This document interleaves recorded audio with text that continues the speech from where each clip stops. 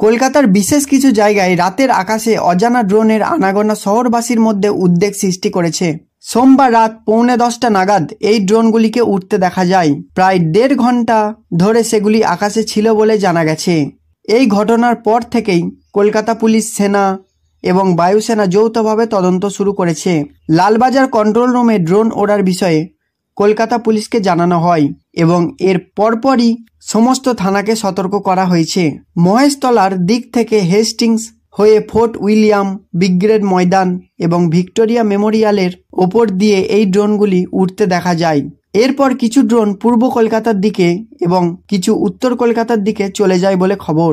প্রতিরক্ষা মন্ত্রকের তরফে জানানো হয়েছে যে ইস্টার্ন কমান্ড এই বিষয়ে তদন্ত করছে।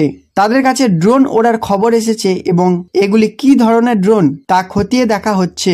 ড্রোনগুলি খেলনা ড্রোন কিনা সে বিষয়েও ইস্টার্ন কমান্ড খোঁজ নেবে। কেন্দ্রীয় সরকার এই সংক্রান্ত একটি বিস্তারিত রিপোর্টও চেয়ে পাঠিয়েছে। গত 11 মে বাংলাদেশ সীমান্তে ড্রোন উদ্ধারের একটি ঘটনা সামনে এসেছিল।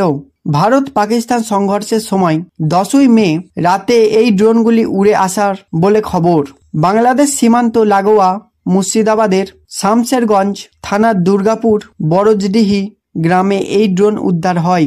যদিও বিএসএফ এর তরফে দাবি করা হয়েছিল যে এই ধরনের ড্রোন সাধারণত ইভেন্টে ব্যবহার করা হয়।